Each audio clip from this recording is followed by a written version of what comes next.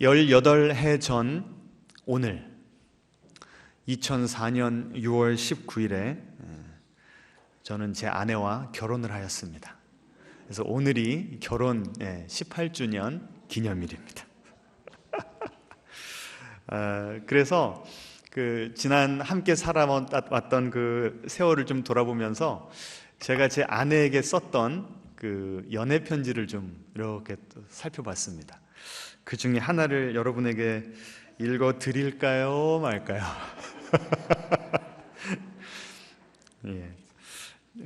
시의 제목이 내 마음을 되찾아 주신 이에게 띄웁니다입니다. 잘 들어보세요. 당신을 만나기 전에 나는 그저 나에게 주어진 목표만을 향해 달려가는 사람이었습니다. 목표 달성이 이 인생이 나에게 줄 수 있는 유일한 의미라 생각했었습니다. 내 마음속에 메아리 치던 로맨스에 대한 갈망은 사치라 생각하며 너무 말라버린 내 가슴, 내가 응당해야만 하는 것과 내가 갈망하는 것 사이의 이혼, 열정 없는 내 인생, 나는 내면으로부터 죽음을 향해 치닫고 있었습니다. 그때 나는 당신을 만났습니다. 당신을 통해 내 마음의 메아리에 귀를 기울이게 되었습니다. 당신을 사랑하면서 인생의 의미를 깨닫게 되었습니다. 당신을 향해 불타오르는 내 가슴 속의 사랑을 보면서 나는 나사로의 부활을 경험하였습니다. 인생의 참맛을 알게 해준 당신께 감사하다는 말을 하고 싶습니다. 그리고 이 새 삶을 당신과 나누고 싶습니다. 내 마음을 되찾게 해준 당신 사랑합니다. 아유, 뭐 박수까지 쳐주십니까? 예. 제가 사랑을 해보니까요, 사랑하기 전과 후가 너무나 다르더라고요. 사랑하기 전에는 제가 어디를 향해 치닫고 있었다고요? 죽음을 향해. 그저 목표를 세워놓고 달성하느라고 열심히 노력하고, 또 하나를 세워놓으면 달성하면 또 다른 목표를 세워서 열심히 달려가면서 제 마음은 드라이할 대로 그냥 너무나 말라버릴 대로 말라버린 죽음을 향해 치달아가는 인생이었는데, 누구를 만나니까요? 제 아내 강전도사를 만나니까 그게 완전히 바뀌어버렸다는 거예요. 죽어버린 제 마음이, 제 영혼이 부활했다, 이렇게 제가 고백을 했습니다. 여러분, 한 사람과 사랑에 빠지고 인격적인 교감을 하고 사랑을 이렇게 뜨겁게 해도 before and after가 나올 정도로 사람이 획가닥 변화가 되는데, 이 세상을 창조하시고 우리를 구원하신 그 하나님을 만났는데도 별일이 없었다?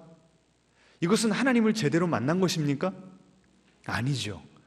제가 여러분에게 여쭙겠습니다. 여러분은 하나님을 만나기 전과 후, 제가 제 아내를 만나기 전과 후가 확연히 갈라지듯이, 나누어지듯이 여러분도 하나님을 만나서 여러분의 죽었던 심장이 다시 뛰게 되는 그런 경험을 해보신 적이 있으십니까?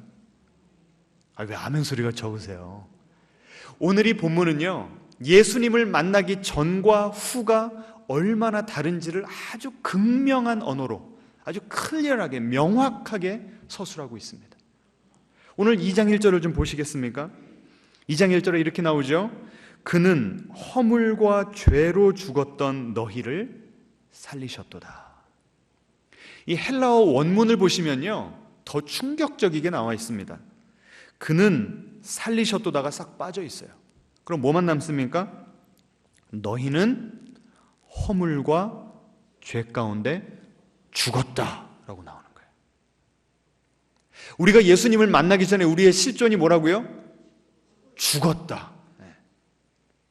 제가 오늘 여러분에게 강력하게 좀 도전을 하기를 원합니다. 여러분은 지금 살아있습니까? 죽었습니까? 속으로 목사님 무슨 말 하세요? 지금 내가 숨을 쉬어가지고 여기까지 왔는데요. 저는 우리의 이 몸, 육체적인 이 호흡이 붙어 있는 거 아닌가, 내 심장이 뛰고 있는가 안 뛰는가를 말하는 것이 아닙니다. 이때 죽음은 어떤 죽음이에요? 영적인 죽음, 누구에 대한 죽음이에요? 하나님에 대한 죽음을 말하는 겁니다. 내가 예수님을 만나면 하나님에 대해서 내가 살아있는 거예요. 근데 내가 예수님을 만나지 못하면 하나님에 대해서 죽어 있다는 겁니다. 여러분은 영적으로 죽어 있습니까? 살아 있습니까? 2장 1절을 다시 보세요.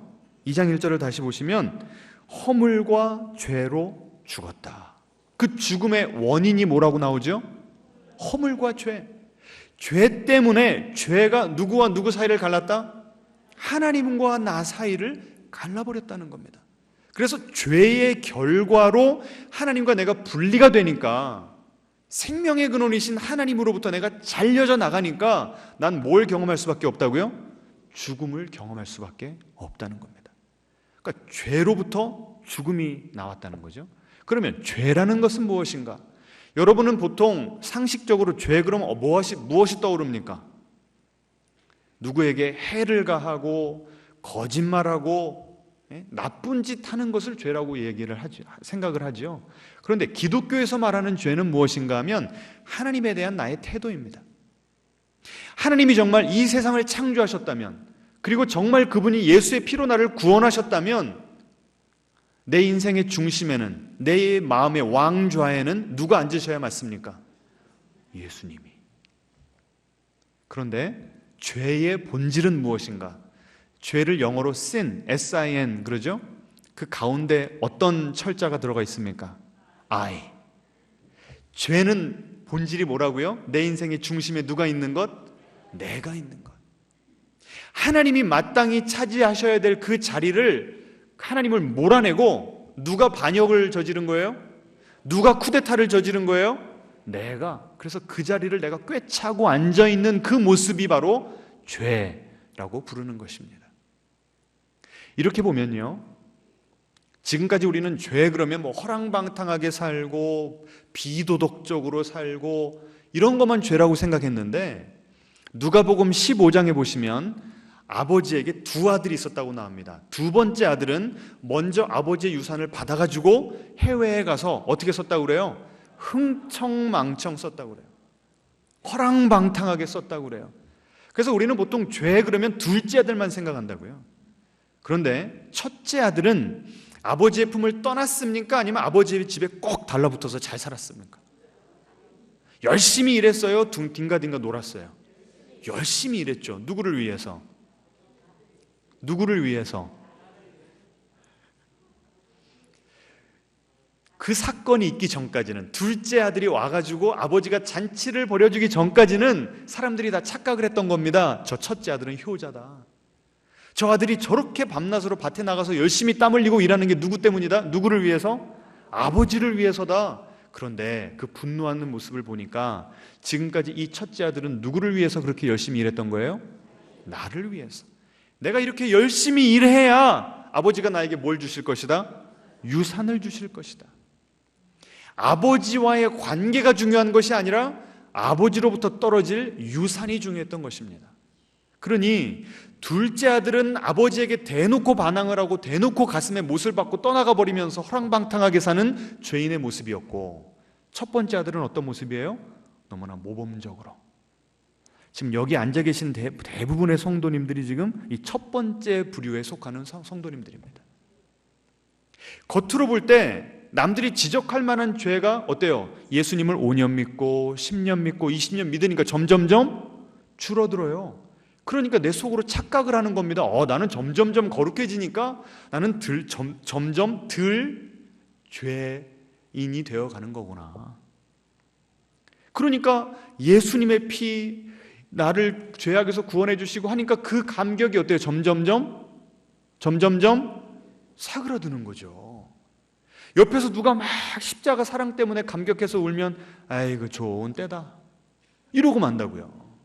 그런데 첫째 아들도 둘째 아들만큼 죄인이었다는 거예요. 왜 그래요? 기본적인 태도, 아버지를 향한 태도, 하나님을 향한 태도가 어땠기 때문에?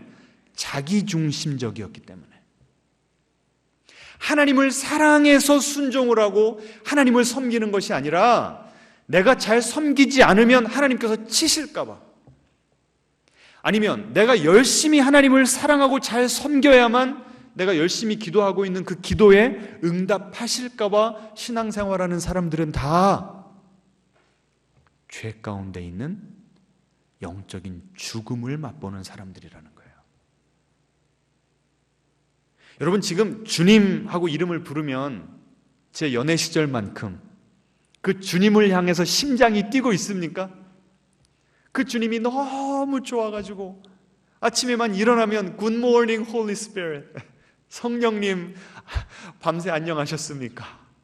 일어나자마자 주님과 대화를 나누고 싶고, 어떻게든 그 주님을 더 생각하고 싶은 그 연애 시절의 감정, 그 열정, 그 순수함이 우리에게 있냐고요, 지금. 오늘 우리가 우리 스스로의 그 영적인 상태를 좀 점검해 봐야 될 줄로 믿습니다. 여러분, 영적으로 죽었다는 것은요, 육체, 죽은 그 시체와 상당한 유사점이 있습니다. 팀 켈러 목사님이 참 이걸 잘 설명을 해서 여러분에게 잠깐 인용을 하려고 합니다. 이 육체가 죽은 것과 영혼이 죽은 것이 크게 두 가지 공통점이 있답니다. 첫 번째는 무엇인가 하면 자극에, 외부의 자극에 반응을 하지를 않는답니다. 뭐 상식적인 이야기 아닙니까? 아니, 시체에다가 뭐 바늘로 발을 찔러보세요. 아, 그러겠습니까? 아니죠. 우리 영혼도 하나님을 향해서 죽어 있으면 하나님께서 우리에게 시그널을 보내시는데, 하나님께서 우리에게 영적인 자극을 주시는데 우리가 그걸 감지를 합니까? 못합니까? 못한다는 거예요. 하나님께서 우리를 다스리고 계시고 하나님은 거룩하심과 동시에 우리를 너무나 사랑하시는 자비의 하나님이시라고 하는 그런 영적인 진리가 매주 나에게 선포되는데도, 그리고 하나님께서 그 십자가 사랑으로 나를 하나님의 자녀 삼으셨다는 그 엄청난 진리가 매주 선포되는데도 내 마음이 그냥 무덤덤해버리는 거예요. 팀 켈러 목사님이요, 젊은 시절에 비교적 젊은 그 목사였을 때 버지니아에서 목회를 하셨는데 역사가 오래된 한 그 교회를 섬기셨답니다. 근데 거기에 노 부부가 있었는데 어느 날 갑자기 연락을 받아서 가봤더니 그 아들이 갑자기 감옥에 들어가게 된 거예요. 얼마나 이 부부에게 큰 충격이요 슬픔이었는지 모릅니다.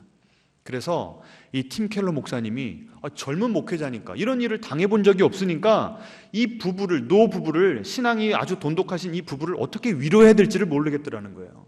그래서 내가 믿을 것은 하나님 말씀밖에 없다. 그리고 복음서를 착 펼쳤더니 보여주시겠습니까?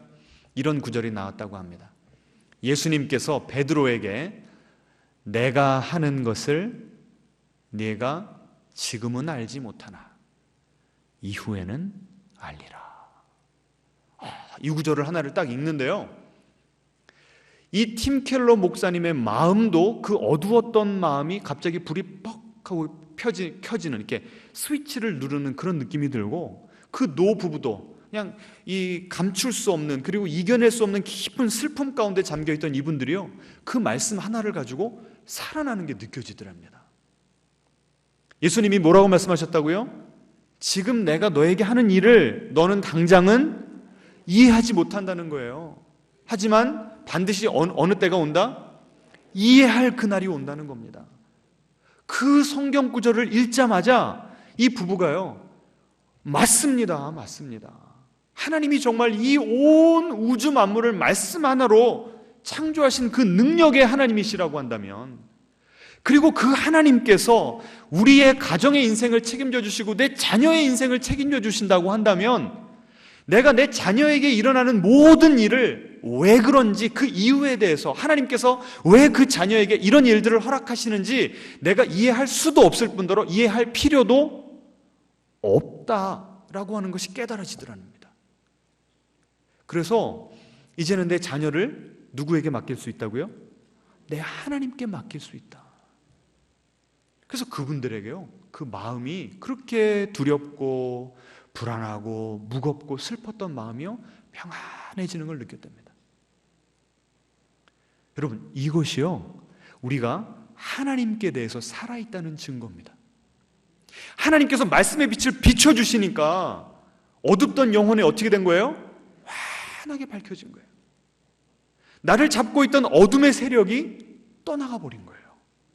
이게 뭔가 하면 내가 하나님께 영적으로 살아있다는 뜻입니다. 살아있다. 그런데 이 팀 켈러 목사님이요, 기가 막힌 말을 하는 거예요. 그 교회 몇 년 있으면서 비슷한 다양한 어려움이겠죠. 다양한 그 예상치 못한 고난을 겪은 성도님들에게 찾아가서 비슷하게 성경 말씀을 가지고 위로를 해봤답니다. 그랬더니 어떤 가정에서는요, So what? 그러더래요. 목사님, 그래서 어쩌라고요?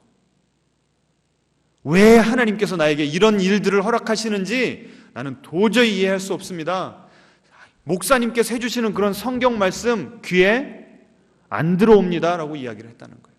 그래서 이 목사님이 뭐라고 말씀하시냐면, 똑같은 교회에서 똑같이 세례받고 똑같이 신앙생활을 오래 하더라도 모두가 다 하나님께 영적으로 살아있는 사람들은 아니라는 걸 깨달았다는 거예요.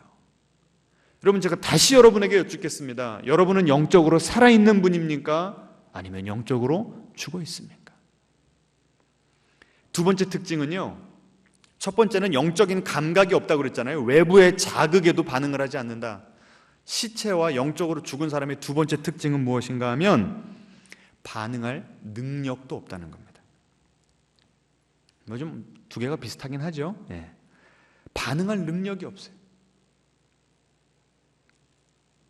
하나님께서 부르시는데, 하나님 저 여기 있습니다, 제가 하나님께 나아가겠습니다, 내 결단과 내 의지로는 하나님께 나아갈 능력이 없는 것이 바로 영적으로 죽은 사람의 특징이라는 거예요.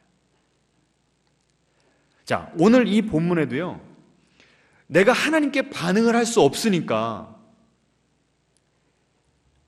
내가 하나님을 향해서 무기력하니까 무언가는 의지하고 살아야 되지 않겠습니까? 우리 인간이 원래 하나님께서 우리를 만드실 때 하나님을 의지하도록 만드셨으니 하나님이 없어진 자리에 무언가가 채워 들어가야 되지 않겠습니까? 그래서 오늘 본문에 보시면 무엇을 따라 세 가지나 사도 바울이 밝히고 있어요. 자, 2절부터 보시면, 그때의 너희는, 그러니까 영적으로 죽어 있었을 때 우리의 상황이 어땠는가 하면 이 세상 풍조를 따랐다. 첫 번째로 뭘 따랐다고요? 이 세상 풍조, 이 세상의 가치관, 마땅히 한국 사회에 살면서 인간적인 대접을 받으면서 살려면 이 정도는 살아야 된다라고 하는 그런 세상 풍조들을 거기에 그냥 혹 해가지고 그걸 이루기 위해서 열심히 살아가는 인생이 바로 하나님께서 주신 말씀의 기초에서 내 소신대로 살아가는 것이 아니라 그 풍조에 휩쓸리는 인생이 바로 영적으로 죽은 사람의 특징이라는 거예요. 두 번째로는요, 공중의 권세 잡은 자를 따랐다. 이 공중의 권세 잡은 자는 누굽니까? 예, 사단 마귀죠. 하나님이 나를 이끄시지 않으니까 내가 사단 마귀의 노예로 살아가더라는 거예요. 세 번째 특징은 무엇입니까? 예, 3절에 보시면 전에는 우리도, 그러니까 너희만 그런 것이 아니라 우리도 다 그 가운데서 무엇을 따랐다고요? 우리 육체의 욕심을 따라 지냈다. 순간순간 내가 내 인생의 주체가 되고 싶어서 하나님으로부터 독립선언을 했지만 나를 누가 끌고 다닌다고요? 내 마음에 있는 내 욕망이 나를 끌고 다닌다는 거예요. 그래서 사도 바울이 어떤 고백을 했죠? 내가 원하는 바 선은 행치 않고 내가 그렇게 하기도 싫은 악한 일, 하나님 보시기에 기뻐하시지 않는 그런 일들을 계속 한다는 거예요. 무엇이 나를 끌고 다니니까? 내 욕망이. 그리고 그 배후에는 누가요? 사단 마귀가. 그리고 우리는 어떤 세상에 살고 있어요? 사단 마귀가 다스리는 이 세상 풍조가 나를 뒤흔드는 그 세상 가운데 살고 있으니 나는 독립해서 내가 내 인생의, 내 우주의 중앙에 서서 내 마음대로 내 인생 컨트롤하리라 라고 해봤지만 내 삶의 현실이 어떻다고요? 끌려다니는 인생, 노예와 같은 인생이라는 것입니다. 자, 이렇게요, 내가 영적으로 죽었다라고 할 때 내 인생에 구체적으로 표현되는 그 세 가지 표현 방식이 있습니다.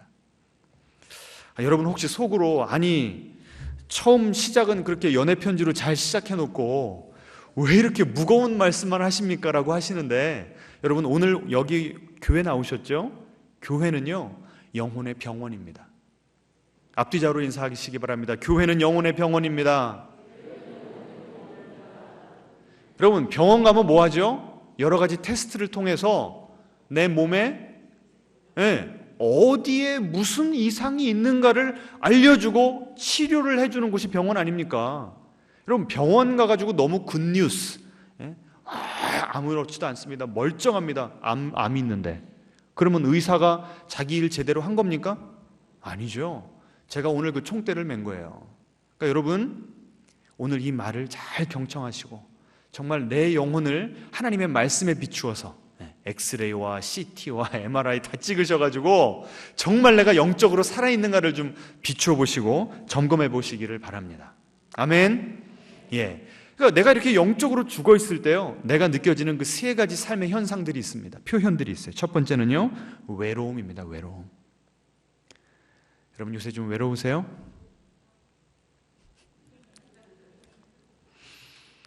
하나님으로부터 잘려나간 인생, 하나님께서 나와 함께 하셔야만 인생에 그 하나님과 교제를 나누면서 내 인생의 안정을 누리고 내 삶의 의미를 찾아가는데, 그 하나님으로부터 관계가 깨어지면서 우리 마음 가운데는 근원적인 외로움이 생기게 된 겁니다. 그리고 내가 영적으로 죽으면서 내 영혼에 뭐가 돋기를 시작했냐면 가시가 돋기를 시작했어요. 그래서 나는 고슴도치입니다. 외로워가지고 우리 서로 좀 따뜻하게 서로 몸을 녹여봅시다라고 다가가면 어떻게 돼요? 내가 가진 가시로 자꾸 찔러. 나만 찌릅니까? 상대방도 나를 찌르죠. 지난 18해 동안 서로 많이 찌르고 찌름을 당했습니다.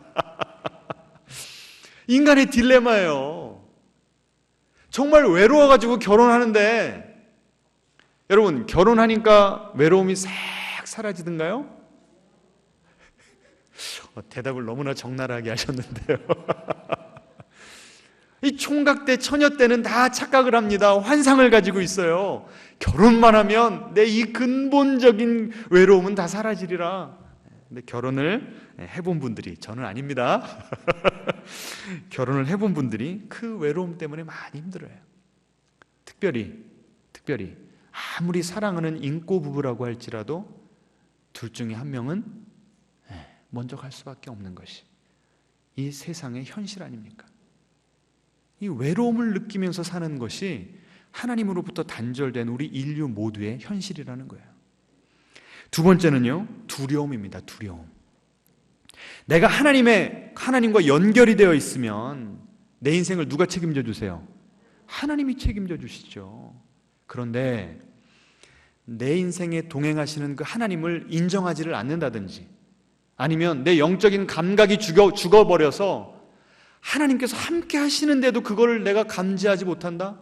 그러면 이 험난한 인생 누가 헤쳐나가야 되는 겁니까? 내가. 각자 도생의 시대 아닙니까? 여러분, 이 험난한 세상을 헤쳐나갈 만한 충분한 리소스, 자원이 여러분에게 있으십니까?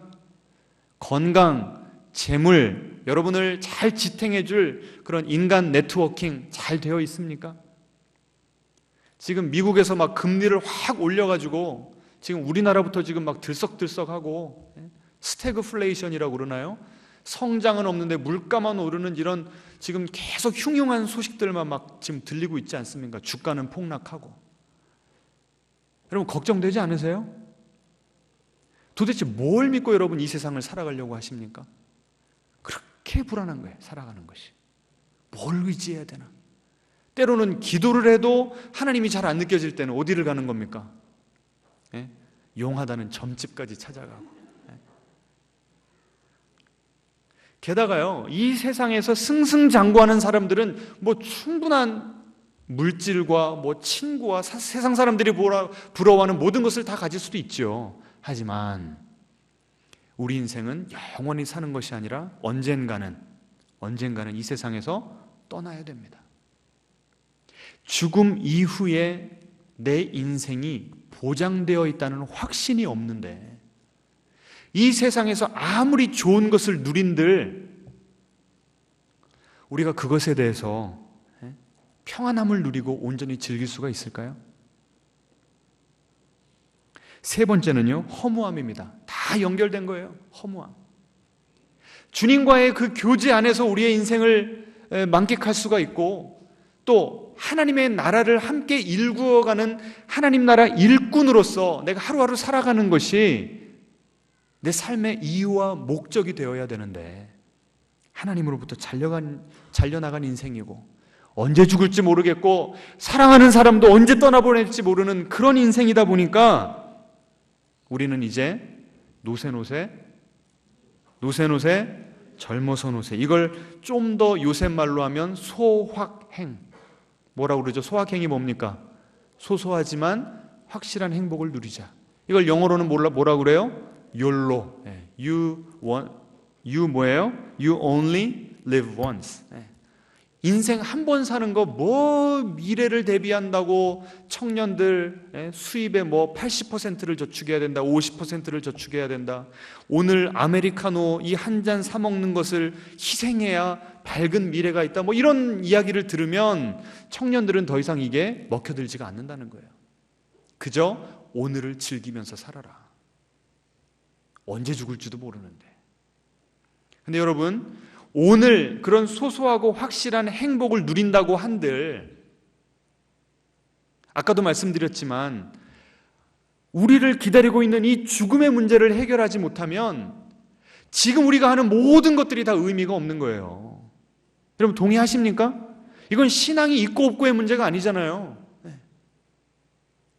더군다나 허망하게 우리의 사랑하는 가족들을 떠나보낸 그런 경험이 있는 분들은 더 이상 뭐 미래를 위해서 내가 준비를 하고 이런 것들이 너무 부질없어 보이는 거예요. 도대체 나는 무엇을 위해서 살아야 되는가? 답이 없어요. 답이 없어요. 하나님을 빼면요, 허무함을 이겨낼 수가 없는 거예요. 뭐 오늘 노래방 가서 막 열심히 노래 부르고 뭐 좋은 음식 먹고 쇼핑하고, 그때는 좋죠. 그런데 잠자리에 들 때, 새벽에 일어나서 그 싸한 느낌, 그 허무한 느낌, 여러분 경험해 보셨습니까? 이런 것들이 하나님을 죄 때문에 하나님과 분리가 되어서 죽음을 경험하는 사람들의 현실이라는 거예요. 자, 여기서 설교를 끝내면 안 될 것 같죠? 그래서 4절을 보겠습니다. 에베소서 2장 4절을 보시면 그 4절 앞에다가요, 펜이 있으신 분들은 그러나라고 하는 그 접속사를 좀 써놓으시기 바랍니다. 영어와 헬라어 원어에는 들어가 있는 접속사가 왠지 모르게 우리 한국말 성경에는 빠져 있어요. 그래서 오늘요, 이 그러나라고 하는 단어가 얼마나 중요한지 모릅니다. 이것이 반전을 일으키는 거예요.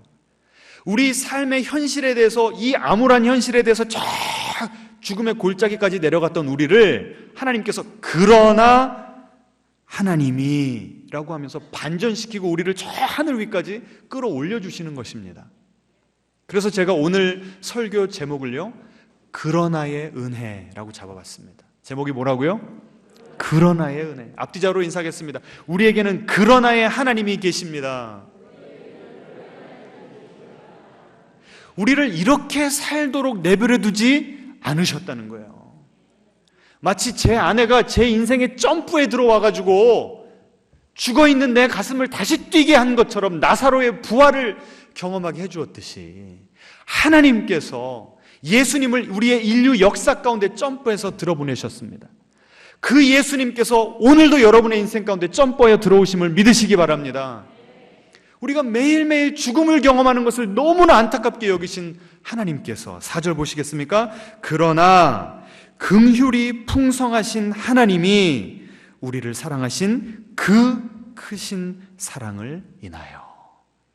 하나님이 우리를 불쌍히 여기시고 우리를 사랑하셨대요. 그런데 그 사랑 앞에 그 사랑이랍니다.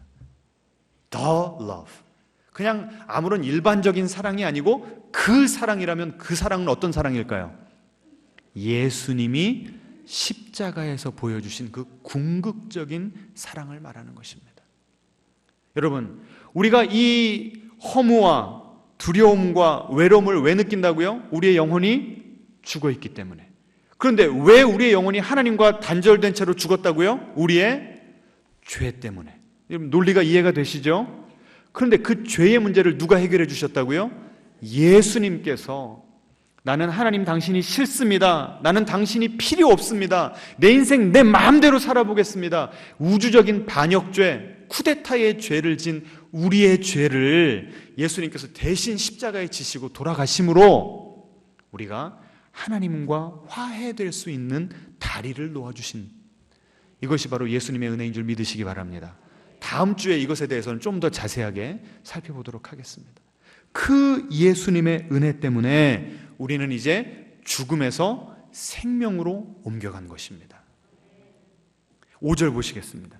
허물로 죽은 우리를 그리스도와 함께 살리셨고, 함께에다 동그라미를 쳐보시기 바랍니다. 제가 왜 제 아내와 연애하고 결혼하면서 제 죽은 심장이 살아났을까요? 제 아내와 연합했기 때문에. 우리가 왜 죽은 우리의 영혼이 어떻게 살아날 수 있는 줄 아세요? 예수님께서 우리를 끌어안아 주시고 당신 품 안에 맞아 주셨기 때문에. 따라해 보겠습니다. 예수님의 운명이 우리의 운명이 된 것입니다.